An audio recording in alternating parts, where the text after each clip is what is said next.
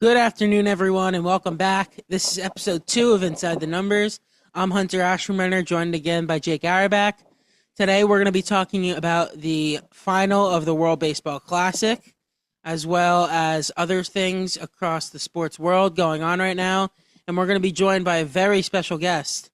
How about we get everybody? We are joined by hockey host for the Daily Faceoff, Jonny Lazarus. Jonny, thank you for joining us, and how's it going, man?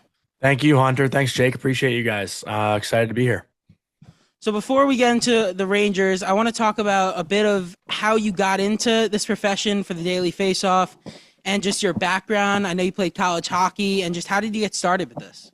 Honestly, I just kind of started putting myself out there talking hockey like during the COVID time. Not sure how old were you guys during COVID? We were, graduating fifth grade. 10? That's crazy. Yeah. So I was graduating college and like content was like just starting to be a thing. Like that wasn't really like a word, I feel like, or a popular word when I was graduating college. But I always wanted to work in hockey and I thought social media would be the best way to get myself noticed. Like I didn't really have much broadcasting experience and stuff like that. So I really just thought I knew the game, could talk the game, and I was a young, fresh voice. So I just put myself out there. I was watching Ranger games, doing a Ranger podcast, and luckily the Rangers went to the Eastern Conference Final in 2022, and things kind of picked up for me because they were playing well and people started listening. So timing was a lot for me. Mm-hmm. Yeah. It's great that you brought that up. I want to now, as we shift to the Rangers, how did we get to this point where now they've traded half the roster, and from those two Eastern Conference Finals appearances, now it seems they're heading for a reset? I mean, it's a loaded question, right? Like, I think after the Florida series, they kind of understood that while they were a good team, they weren't good enough to get over the hump. And I think when that happens, it takes a very hard decision to tear it down and try to make it better. And I think in that process, they've tried to tear it down, but they haven't made it better just yet. Some of those decisions have seemed to backfire a little bit, but like in the reality, had they kept that core intact and just kept running it back and running it back and running it back, and they didn't think they were going to be better than a team like Florida or even Tampa or Edmonton or Dallas or Colorado, you name it. Like the Rangers were not better than those teams. So for Chris Drury to make the moves he's made and try to, as everyone likes to say, the word retool, it just hasn't gone the way he probably envisioned. But I do think the idea to start something new and to try to move on from pieces that we were used to was probably the right decision. Because again, like I don't think they were going to be good enough to win the Stanley Cup, and at the end of the day, that's what everyone's after. Yeah. So when you say starting new, two of the main pieces are probably Alexi Lafreniere and Gabe Perreault. Both Yeah. of them have really joined the line with Mika Zibanejad the last 10, 15 games, and they've both really flourished. Perreault is coming into his own, top prospect, first-round pick, and really starting to play well. And Alexi Lafreniere won first star of the NHL this week. So how are they for the future? I think it's always great when you see young guys performing at a time like this. Like, I kind of knocked it a little bit last week just because I expect more from a guy like Lafreniere. Like, I think the world of him. I don't know if you guys know, but like 2 years ago in February, I said he'd be a 100-point player. Like, I made that quote unquote prediction. I don't think it was anything crazy, and it kind of like took a life of its own. But I stand by it. Like, when he's on his game, he's unreal, but it's Yeah. too inconsistent. And for me, like, while it's great to see him have, I think it was like 15 points in 10 games. Maybe now it's like 16 and 11. I want to see that for 82 games. Like you want to see the consistent production. And Gabe, I think, was a big part of it. Like we've seen now the Rangers power play, their first unit has slowed down the past couple games with Gabe being off of it. And I do think having a guy like Perreault on his line, Lafreniere has someone deferring to him versus Lafreniere deferring to guys like Trocheck and Panarin, who were well-established NHL players. So that allows Lafreniere to get in better positions to be more of a finisher. And I know he's a decent playmaker, but if he can turn into a guy that can, find a soft area in the offensive zone or deflect pucks in the high slot, like he could turn into a consistent 30-goal scorer. So it's great to see that. But, you just want to see this throughout the entire season. For Gabe, it's a different story. For Gabe, it's a guy in his first full year pro. So it's very encouraging to see him look more and more comfortable each game. And then hopefully at the start of the next year, he hits the ground running and he can have a great full first season with the Rangers. So it's been really fun to watch the two of them play, and I think we're all looking for something positive right now this time of year, and it's great that those two have been that one thing. And you said into next year, obviously this season isn't going to end in the playoffs. What do you think the summer plans are? Do you think a guy like Trocheck ultimately does get traded? Do you think Schneider ends up getting moved, and just anyone else on this team as they continue to tear it down? It's a good question, Hunter. One that I genuinely don't know what's going to happen. Like, I really don't. I think they're going to try to shop those guys, but I don't know if they're going to get what they want in return. Like, we just saw it happen during the trade deadline, and me along with almost anyone who watches the Rangers all felt the same, that Vinny Trocheck's value probably won't be as high in the summer as it would have been at the deadline. So it might be worth it just to hang on to him and try to trade a guy like Schneider, a younger piece who probably won't be a top four pair defenseman for the Rangers. Like, maybe for another NHL team, he's more valuable and they could find something in return for him if they don't see it happening in this organization. But yeah, they have a lot of hard decisions to make. Maybe they do trade Lafreniere. I don't know. Like, it's kind of a ton of what ifs right now, especially since the free agency market this year is not looking all too hot. But 2 years from now, I think that's like where their minds are headed. It's just stay afloat, be competitive, and 2 years from now, try to make a big splash in free agency when guys like, Matthews, McDavid, and I don't know if Brady Tkachuk's contract's up then, but the Rangers have always tried to sign the big fish. And sometimes they do, sometimes they don't, but they always seem to be in contention for that big name. So I think that's kind of their plan right now, or at least that's where they've put themselves in positions to be.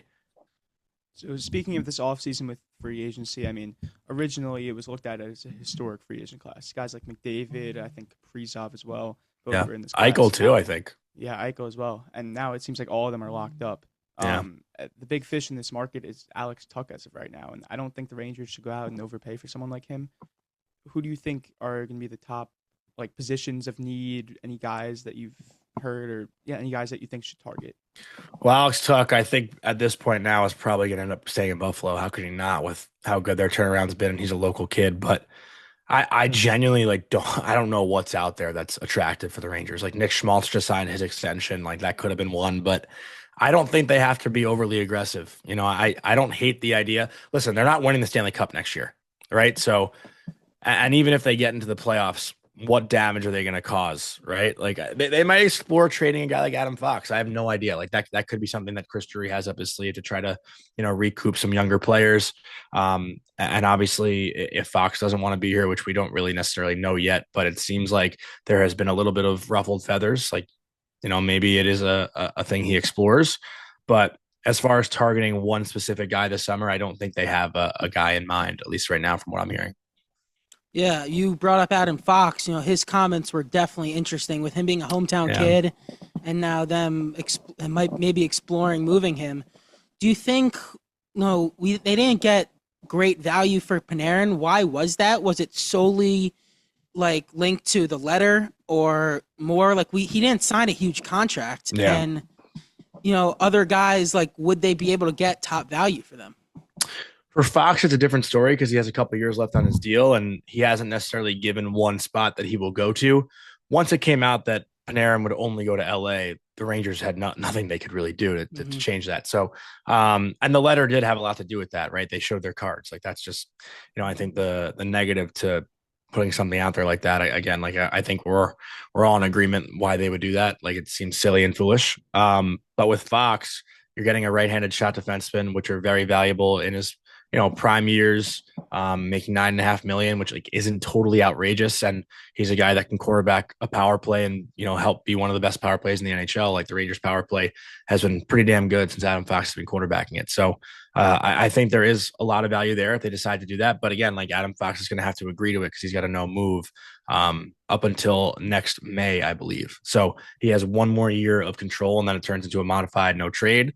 So the Rangers have 1 year to pretty much toy with that idea, or at least Adam Fox has one more year to toy with that idea with all the control that he has on his deal.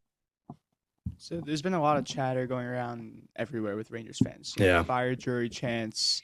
Everyone on social media just wants to get rid of him. Do you think that's a realistic possibility? I don't this year. He signed an extension last summer. Dolan loves him from everything you hear. I personally have not talked to Chris Drury ever, so I'm not one to necessarily talk about his personality or what I know. But just based on context clues, it seems like he's got at least one more year safe. And if things get ugly next year, then maybe next summer that's a decision that James Dolan makes. But I'd say he's safe for at least one more year. So you think they're going to trust him going into the offseason, and he's going to be the one drafting this summer? I think so. And it's back with Drury. Do you think ultimately when he openly shopped Trouba in the offseason and then went into the year, and all those guys they openly shopped in the offseason didn't get rid of him, I feel like that's really where this complete spiral like started, where like the locker room just, it feels like it's been completely shattered since then. Yeah, I don't know if it's still necessarily like it was a big, I guess walking on eggshells was kind of the phrase the guys used last year when no one really knew where they stood. And I think some guys maybe felt that prior to the deadline just now.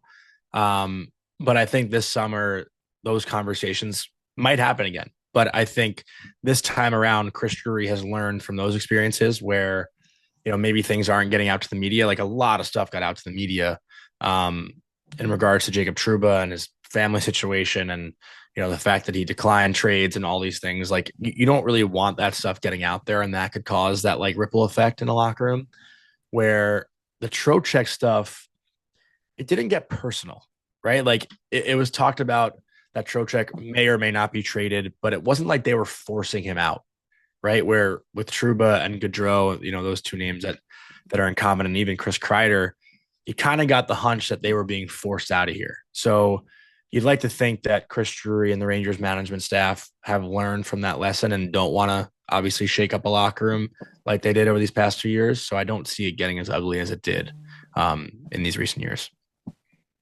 And then one more question for you. Do you think any more shakeups in the front office or the coaching staff could happen? I mean, obviously, it's been notoriously known around the league that the Rangers' prospect development and drafting has been absolutely atrocious over the last even 10 years. You have first-round picks, guys like Vitaly Kravtsov, guys recently like Brennan Othman, just really not – Elias Anderson as well, just guys not panning out at all, not having any NHL career. Like, what do you see happening with that? Because obviously a change needs to be made. Yeah, it's hard to disagree with that, right? Like I think I saw a stat the other day, like over their past like 10 years, they maybe have 2 first-round picks that are still in the organization. You got to fact check me on that, but obviously since Othman got traded, that's another first-round pick that's been moved. I think it was 2, but I might be wrong. I don't want to sound like I'm writing that in Sharpie, but something along those lines. Either way, if they do make that decision, I think it would happen relatively soon, right? They'd want to have those changes made prior to the draft. They don't want Jed Ortmeyer and Tanner Glass and the current staff to draft whoever's coming up next and then get fired, right? So if it hasn't happened yet, I'm not sure when it will, but it's pretty obvious that seems to be harming this organization with the way they draft. Yeah. And then just one last thing before we let you go, non-hockey related, is there any advice that you'd be able to give to us starting? We're starting this up recently, and just anything to get to, I mean, obviously the point that you are now. Well, you guys are doing a great job so far. It's good balance between the two of you. So you guys got some chemistry. Where do you guys know each other from? We go to school together. You go to school, like high school? Yeah. We've been friends since middle school, just talking sports. And a couple of weeks ago, I randomly just said, you want to start a podcast? Yeah. Where are you guys from? Huntington. Yeah. Huntington. Oh, okay. I'm from Syosset, so not too far away from you guys. I was a big Little Vincent's fan growing up when I was in high school. I ended up going there a lot. But the advice I give is just be yourselves. Like I think when I was younger, I always wanted to like try to sound smarter than maybe I am. And there's nothing wrong with being wrong sometimes. If you feel passionate about your opinion, put it out there. If it's wrong, it's wrong. You're never going to be right 100% of the time. And then, the one other thing that I think you'll learn as you get older, like it sucks when people kind of hate you for like just having an opinion on a sport. But once you learn that not everyone's going to like you, it becomes much easier to just like kind of feel confident in what you're putting out there. And there's always going to be people who disagree, but those people that disagree are still passionate enough and paying enough attention to care to comment. Right. So, there's a lot of things that you'll learn about yourselves. I wish I started doing this in high school. I would have been way better than I am now, I think. But it's cool that you guys are doing this, and I love it. It's awesome. So congrats to you guys, Hunter and Jake, on starting it, and excited to see where it takes you. Thank you. Thank you. just thanks a ton for joining us today, of and course. we will let you go. Let's go Rangers. Hopefully next time I join, it's better vibes. All right, I Hopefully, promise you that. Yeah. have a good one. You too. Thanks, guys. Let's transition out of that and let's talk about the huge game in baseball that took place the other night, the close of the World Baseball Classic. The United States unfortunately fell to Venezuela. Congratulations to Venezuela. They won 3-2, and I want to talk a bit about that game before we widen out and talk more about the entire tournament and how awesome it was as a whole and how it's just going to grow the sport completely. Yeah, I mean, I think it's good for baseball overall. Kind of growing out the community a little bit. You know, you saw the energy down in Miami and Houston, wherever it was played. Yeah. I mean, every single game was packed. They were all energetic. They were all filled with fans that were just loving the game and loving the sport. Like, you heard it all. I mean, it was crazy. And no different in the finals game. Yeah, I mean, last night it was so disappointing. You know how the men's basketball team won in the summer over in Paris in the Olympics, and then both hockey teams won, of course, in the Winter Olympics. And this USA team was stacked, and they got by the Dominican Republic, and Venezuela took care of Japan for them, and it was just so disappointing that their offense completely shut down in the final game where they just could not hit and could not score. Yeah, it's a little crazy how the U.S. offense just didn't show up the entire tournament. They didn't show up. Yeah, I'm not really sure how many hits they finished with that last in the finals. 4, maybe. I think 5? it was 3, which was it was obviously, Bryce Harper's home run was awesome. That was just such an electric moment. And his bat flip, Bryce Harper and Cal Raleigh were the two that were really struggling in that lineup, and people were calling for Mark DeRosa to take him out.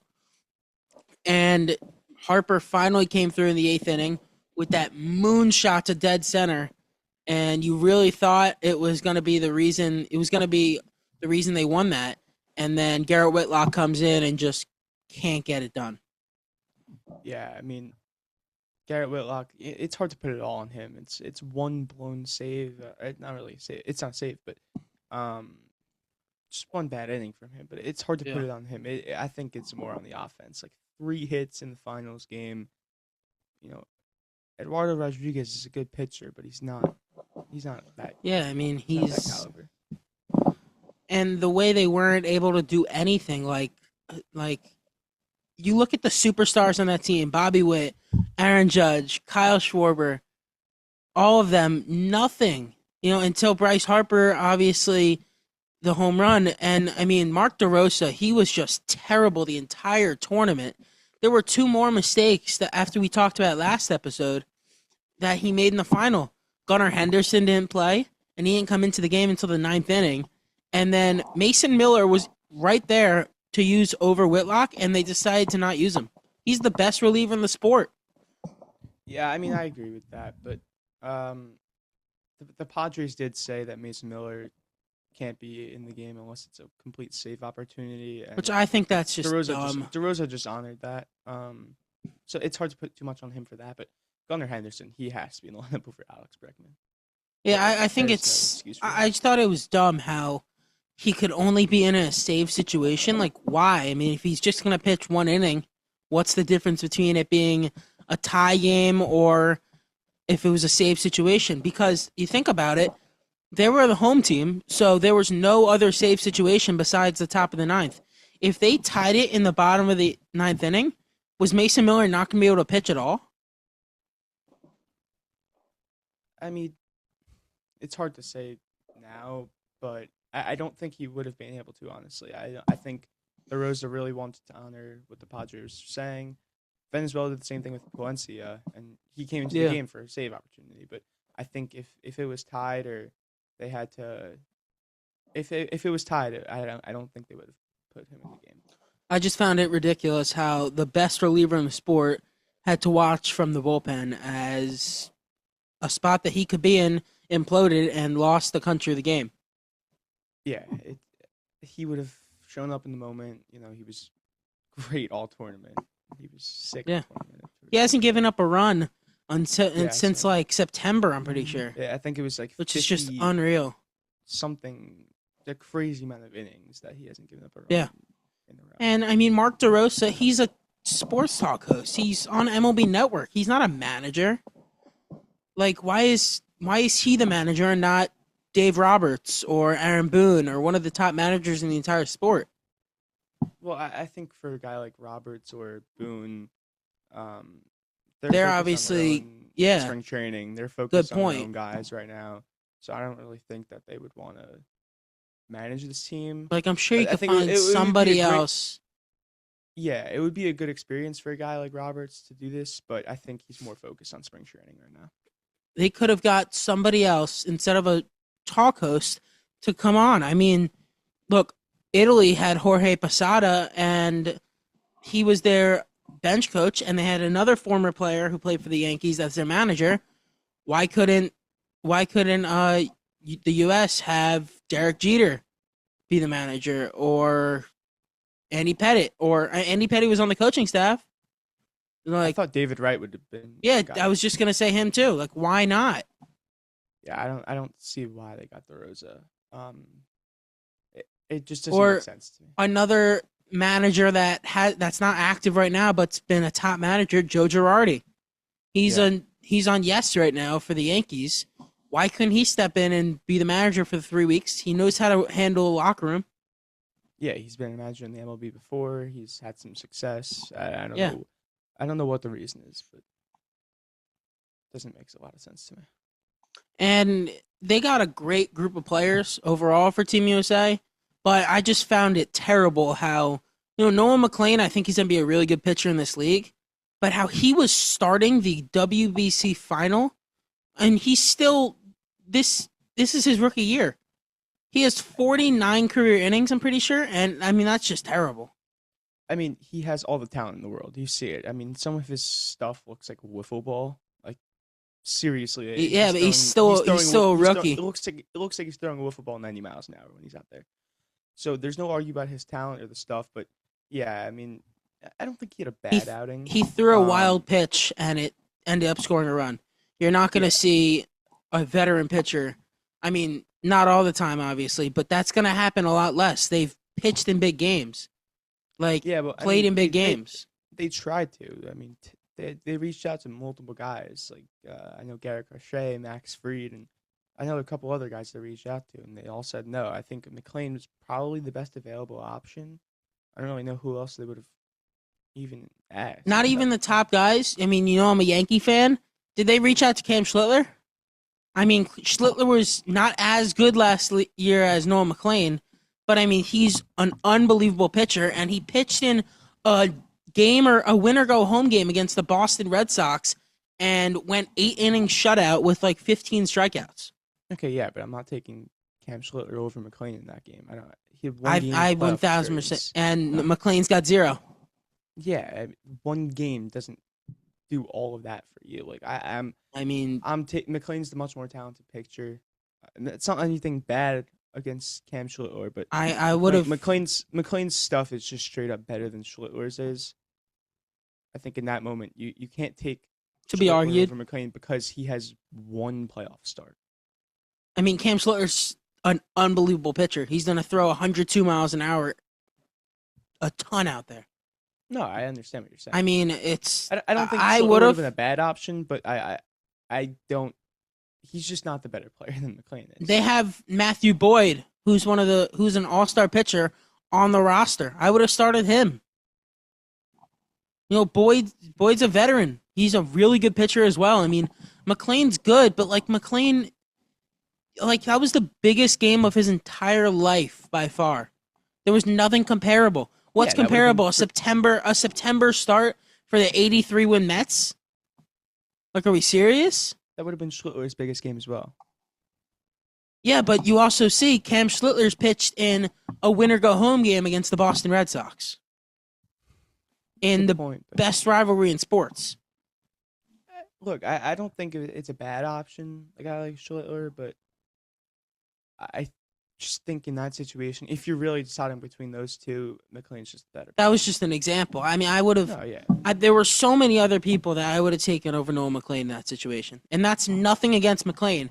It's just he's a rookie, and versus Italy he was bad. He gave up 3 home runs, I'm pretty sure, and last night, I mean, you could say whatever you want. It's not a great start. No, it was an okay outing. I mean, he's a stacked lineup. Any lineup that has Jackson Churio batting ninth, like that's a loaded lineup. So I mean, 2 runs, 4 innings. I think it was 4 hits. It's not the worst start in the world. People are getting after him, but I really don't think that the loss is on him. Yeah. I think I would put more of the blame on the lineup. Straight The up. lineup as a total is what the main blame should be on, as well as Garrett Whitlock. The narrative that Aaron Judge, it continues to come up. It's just stupid. You know, he's had his fair share of playoff struggles, but I mean, you look at it since in clutch time moments, but since 2017, since he entered the league for real, nobody has more tying or go ahead home runs past the 8th inning. He has the most home runs ever in elimination games. And one more, he is the 30th highest WRC plus in postseason history. You know who that's higher than? Guys like Derek Jeter. I mean, he's got like an 850 career playoff OPS. Like, obviously, it's come up how he's not the exact same guy in those same moments, and he had a terrible night at the plate.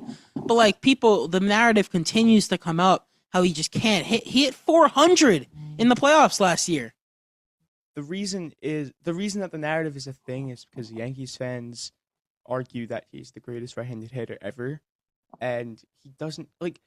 It's hard to argue against the stats that you just brought up, but he doesn't show up in the playoffs. He's not the same player. He's not even close to the same player he is in the regular season. I think that's the main difference because he takes that level from an elite player, like a face the league level player, and then goes down to a okay solid player in the playoffs. Yeah, I just think it's like I mean, sure. I just think it's a lazy narrative, and he's came through plenty of times.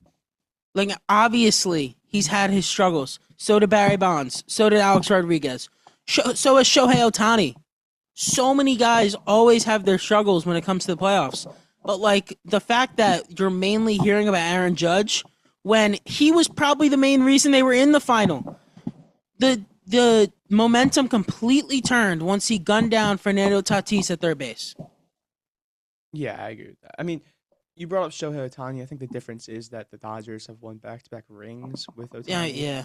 If you switch the two teams and the Yankees win 2 rings, even with Judge struggling, I think the narrative switched. Everyone's getting on Ohtani for him. Oh, you not good in the playoffs. You can't hit in the playoffs. He doesn't show up in big moments, and he has his legacy like gone like that. And well, I wouldn't say that. But, Yeah. I don't think the pressure would be on Judge as much if they were winning like the Dodgers were. Yeah, I feel like, I mean, it's not, I feel like more when the Yankees are playing, it's easy to put it on Judge because you're not looking at Trent Grisham. Also, like if the Yankees last year in the playoffs, when they lost to the Blue Jays, it was mainly the pitching that completely let them down. But if it was the lineup and it was Trent Grisham, and they're talking about Trent Grisham, and no one's talking about them if Aaron Judge was terrible. But like this lineup, Bobby Witt, Kyle Schwarber, like those are 2 of the best hitters in baseball, and they also were terrible. I mean, Kyle Schwarber hit over 50 home runs last year. Schwarber was awful all tournament. I mean, Bobby Witt wasn't good. There was no player on the USA that had a good tournament. Besides Gunnar Henderson. That's it. Gunnar Henderson and was of good. course, the manager kept him on the bench for half the games. Yep. He was the most consistent hitter all tournament, and he was on the bench in the biggest game. Yeah. No excuse. Before that game, though, we saw maybe the greatest collection of talent ever on a baseball field. with the game versus the Dominican Republic, and it was just terrible how that game ended with the low call strike to Geraldo Perdomo and Fernando Tatis left on deck. I find it terrible how, and then today you're watching the Yankees play the Red Sox at George M. Steinbrenner Field, and if a call is low on Jazz Chisholm, he just taps his head and he'll get reversed. But then this with playing for your country on the line, it just you have no call, you have no say in it at all. Yeah, I think it's terrible. I think ABS probably should have been in the tournament. Yeah, it had to have Just been. the fact that MLB starts next week and there's ABS in it, so I don't know why there wasn't. But I mean that wasn't even close. That pitch. Yeah, it was so low. It was a disgusting pitch by Mason Miller. Sure, Because yeah, it was in the zone for probably 57 feet before it just dipped down. But that's a ball. yeah, it's. I mean, it should be Before it low. dipped down. That's the thing. Yeah. It was low. I mean, Tatis should have gotten that bat that game. And I just think the tournament was just, besides that, the baseball world did an amazing job with this. I feel like it's starting, the sport is beginning to grow fully now, and you saw how much this meant to those guys. Ronald Acuna was crying in the outfield before they advanced to the final, Yeah, which it means more to them than a World Series. Yeah, multiple players have said that. It was Yeah. just a little crazy to me. But I get it as a player, but It's more As the I- guys that aren't on Team USA. I feel like, we saw Aaron Judge say that the atmosphere was better, and people interpreted that of him saying it was better overall, which I didn't think that's what he meant. But you saw, obviously, Ronald Acuna. Salvador Perez said last night before the game that he loves Kansas City, but this just means so much more. I understand where they're coming from. It's different when you're representing your country. Like, that's just Yeah. it's a real feeling. But I don't know, over winning the World Series. Yeah, it's crazy, and we'll never understand it until you're in those guys' shoes. But I mean, the whole tournament as a whole was a win for baseball. Yeah, I mean, and now you the see regular teams like- season. you see teams like Italy. How popular is baseball in Italy right now? Like, we've never seen Yeah. this before. And now the regular season is just 1 week from today, or 1 week from Wednesday, March 18th. Yep. And that's just, it's awesome. It really, spring training usually tends to drag on, and this bridged the gap from the off season to the regular season. And a week from now, we'll be watching the Yankees and the Giants start the year. Yeah, I mean, spring training, like, usually the first week and a half, fans are all excited. They're like, actually, And it some really dies are down. watching the games, like, oh, there's baseball on for the first time in Yeah. 4 or 5 months or whatever it is. And it just dies down after that, and it really drags on for almost a month. And I think this was a really nice bridge. And now we're only a week away. So Yeah. We will preview the season next week on episode 3, mainly for the Mets and the Yankees. But I want to go back to the NFL from that we talked about mainly last week. There was another huge trade in the NFL earlier in the week. The Denver Broncos traded for Jalen Waddle, and the Dolphins got a first-round pick, a third-round pick, and a fourth-round pick. Well, they swapped fourths. But a first and a third, it's really solid value for a very good receiver.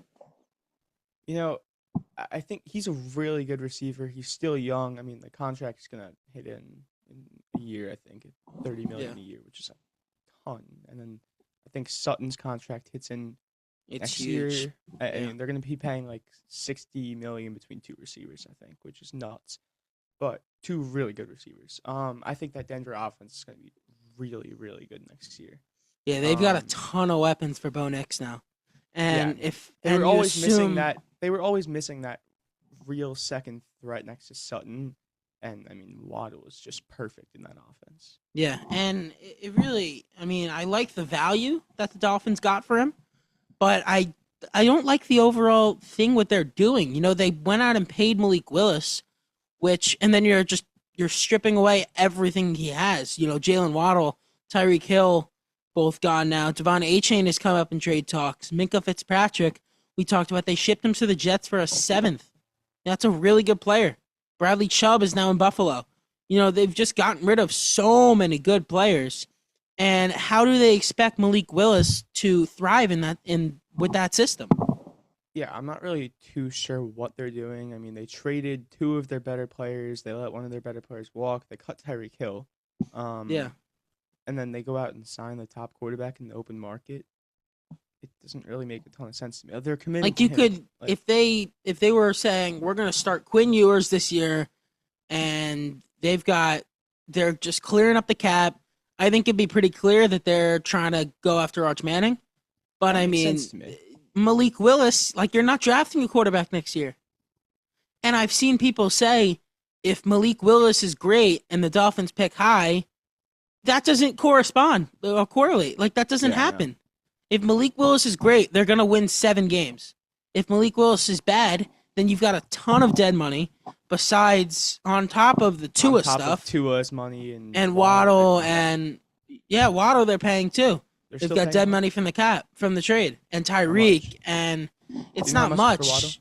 Waddle? It's not much, but I mean it all adds up. And Tua is the big one with obviously like 50 million, which is just nuts. Paying $50 million for a guy that's not even on the team is just absurd. Yeah, Um, but I- they're gonna it doesn't really make a lot of sense what they're doing to me. I mean, they just ship off all their best players and yeah. sign a quarterback for the long term, and they're committing to him. And then, what do you expect him to do? I mean, who even is their wide receiver one right now? Malik Washington. I think so. Yeah, they signed Achane- Jalen Achane's a Naylor. stud, but Yeah, I mean, but if he's the only guy on that offense, he's not going to do much. And they Yeah, I might don't- even trade him. I don't. Schefter said that they're not going to trade him. But Yeah, I we'll mean, see what happens if they get a good offer. a team that I would love for a Devon Achane fit would be the Seahawks, though. Makes a ton of sense. Did you say Jalen They- Naylor, by the way? Why? What happened? He signed with the Raiders. Oh, really? Yeah, not the Dolphins. I must have saw something different. No, But I- for the Seahawks, though, I mean, they lost Kenneth Walker to Kansas City, and Zach Charbonnet is recovering from that torn ACL. Like, what are they gonna do at running back? Could they draft someone? I mean, obviously not Jeremiah Love, and it's not the deepest running back class, but it's gonna be interesting to see what they do. didn't they sign someone? I don't think so. I'll look right now. I thought they signed someone. But- Emmanuel Wilson from Green Bay. Yeah, I mean it's not their starter. No, you can't be. I was talking about Jalen Tolbert. That's who the Dolphins Jalen signed. Tolbert. All right, yeah. Which I mean, he's solid. But He's a solid receiver. he's Malik Willis's number 1. Yeah, no, that can't happen. Tutu Atwell. I think they've picked 11. They do. I mean, could that be a landing spot for Mekhi Lemon? I think that's a perfect spot for Jordan Tyson to go. Yeah, I mean, one of those receivers you'd think they're gonna go with. Yeah, I But- think Tate's probably going to be a top 10 pick. I think so too. Maybe the Chiefs or New Orleans at 8 or 9 for Tyson. I'm Or hoping for not Tate. Mekhi Lemon though. You know, we'll get more into the draft as we get into April. But I mean, I've been wanting Mekhi Lemon at 16 for the Jets for a while. I mean, he'd just be perfect. Mekhi Lemon just feels like the next Amon-Ra. Yeah, he's gonna be awesome in the NFL. Despite how people said he didn't interview well, which I don't really buy into that. No, I mean they said that about everyone. They said the same thing about Malik Neighbors. Yeah, but Malik Neighbors, you can kind of see. I mean, all the LSU guys, they kind of have an attitude to them. They're just all diva receivers. Yeah, and it's all those. I mean, all the top receivers basically in the NFL are like that. I mean, the one man I see who isn't is Garrett Wilson, and that is just It's unreal how he hasn't left so far. Yeah, I mean, Like if maybe he Malik requests that trade Neighbors, one he's day, but going in. Malik Neighbors into this is gonna be his third year. If his first 4 years were with Zach Wilson and Justin Fields and Joe Flacco and everybody else that they've put in at quarterback, he would be already on the Commanders with Jaden Daniels. yeah, 100%. Nothing else to it, dude. He's gone. Before we close episode 2, another great episode, I think we should talk a bit about March Madness, which is Um, it's that time. yeah, it's the super greatest exciting. tournament in sports. It's Yeah, I mean, awesome. it started last night. Texas, NC State. You know, it was like it ended almost at midnight. But I mean, that game was nuts. Yeah, and that game winner, awesome. NC State was down by I think 7 or 8, with a Came minute back left. just for They tied Texas it. to win. They tied it up. You know, Darian Williams had a clutch 3, and then they stole the ball with like 20 seconds left. Texas kind of choked it away, and then tied it. They got free throws down by 1. They missed the first one, made the second. It was a tie game, and then Texas hit a fadeaway jumper with 2 seconds left, Yeah, and NC State didn't even get a shot up. So I mean, that was the first game of March Madness. I mean, that's just a sick way to start it off. And then today is Miami, Ohio versus SMU. So we'll see what happens in that game. You know, a lot of talk about Miami, Ohio. 30. They lost one game at 31-1. Is that it? I'm pretty sure. But I mean, it was obviously the level of competition wasn't as strong as they're gonna face. Yeah. But I mean, they won. Winning is winning. Yeah, I mean, we'll see how they play. I mean, we'll see if they even get into the real dance. But I think they are a solid team. I just don't. They didn't play anybody. We know obviously that everyone has multiple brackets, but who is your main that you really feel is gonna win it this year? I love Iowa State. They do everything well. They're one of the best defending teams in the country. They can really shoot well. They really, really, really love the 3-ball. And I think those are 2 really important pieces. Yeah. In March Madness, you know, defending and the 3-ball. If you get hot from 3, you're gonna win. That's just what happens in this tournament. Yeah. So I think they're really a team I'm watching. You know, everyone, Arizona, Duke, they're really good teams. They're really talented. I don't really like Duke. I really like Arizona and Michigan though. But a team I was really looking at before was Alabama. And obviously Aiden Holloway, which is just a wild situation, which you'd assume is going to take them out of that running really for winning it all. I mean, no one's going to be picking them now. Yeah, I mean, we'll see. Local Hofstra. Let's see if they can pull off an upset. Yeah, that'd be crazy. But yeah, I was actually high on Bama. I had them going far. In my bracket, I had them going far before the whole Holloway thing went down. I think I had them in the Elite 8 actually. But I mean, they're a team that just gets hot from 3. So we'll see if they can still put up a fight in the tournament. Maybe make on a little run. Maybe Holloway gets back. I doubt it though. But I mean, that's a huge loss for them. So one last quick thing before we close this one out. I want to talk a little bit about the Knicks. You know, we haven't mentioned them through the first 2 episodes. They had a huge win the other night against the Pacers. Josh Hart was unbelievable. He shot 92% from the field and dropped 33 points, that is just unbelievable. But we did get a huge update, which I really think is going to dictate how far this team's going to go.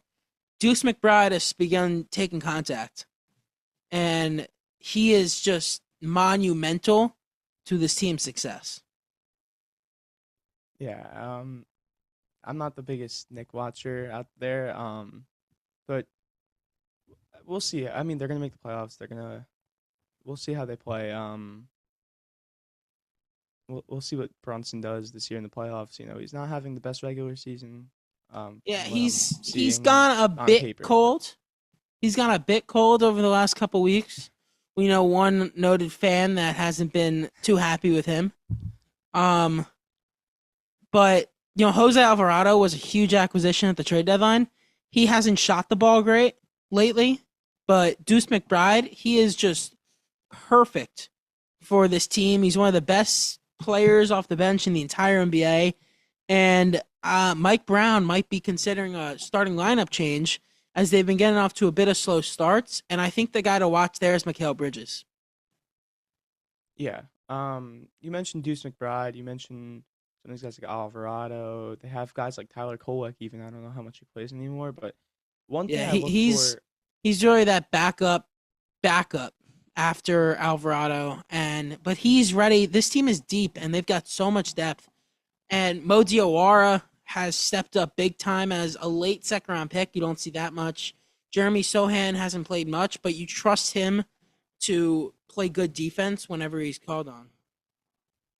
Yeah, I mean, one thing I look for specifically with all teams in all sports is depth. I just want to sign depth, Yeah. depth. You have a rotation going. And I mean the Knicks have a ton of that, so I don't see a reason why they can't win the NBA Finals. But they use that depth too. I mean, I like Tom Thibodeau a lot, but Mike Brown hasn't done the best job. But I mean, I think that it was time for Tom Thibodeau.